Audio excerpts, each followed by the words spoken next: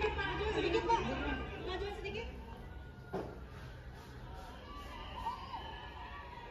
Oke, ini kalau kita hitung juga Pak Ilham kan sidang MK kemarin tanggal 22, ini selisih berarti sekitar 2 hari.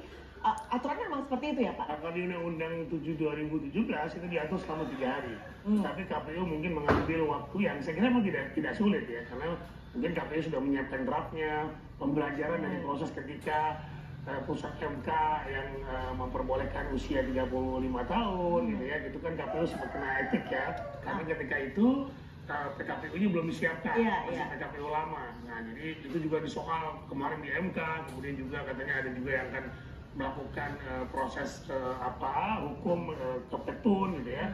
Nah saya kira KPU sudah belajar gitu ya untuk kemudian menyiapkan itu semua, dan itu memang tidak sulit gitu kan, karena ini adalah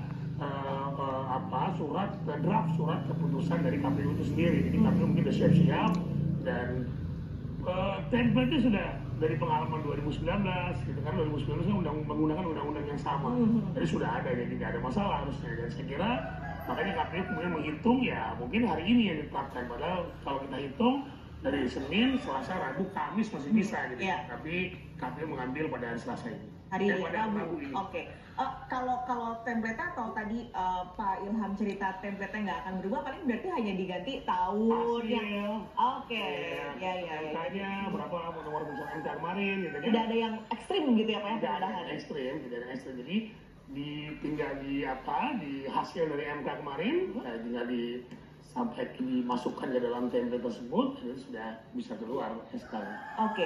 Ini sebenarnya kan sudah dijadwalkan jam 10 nih Pak, udah lewat 25 menit. Biasanya ini nunggu apa sih? Saya nggak tahu. Ini pengalaman menarik sebetulnya. Jadi kalau kami dulu kayak gini-gini jarang molor. Karena buat kami, waktu ketika sudah diundang siapapun dia, kita tetap harus jalan gitu kan. Nah ini mungkin ada yang ditunggu nih, saya tidak tahu. Apakah yang ditunggu adalah orang tertentu atau presiden? Saya nggak tahu apakah presiden diundang atau tidak. Atau mungkin ada hal administratif lain yang sedang diperbaiki, saya tidak tahu. Biasanya seperti itu.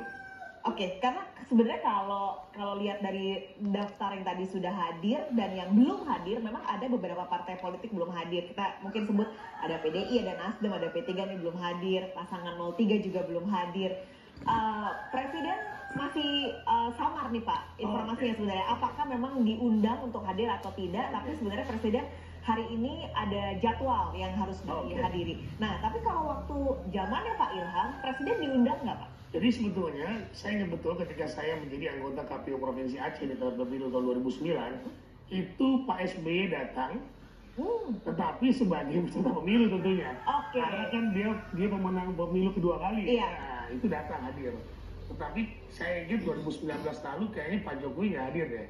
Oh, padahal dia sebenarnya pemenangnya ya waktu saya agak lupa waktu itu ya, tapi perasaan saya tidak, karena ketika itu penetapan langsung ditetapkan dan sepertinya Pak Presiden tidak hadir. Tapi kan simbol negara as a presiden itu sudah diwakilkan oleh Menko Polhukam, dan Mendagri, gitu ya. Harusnya seperti itu.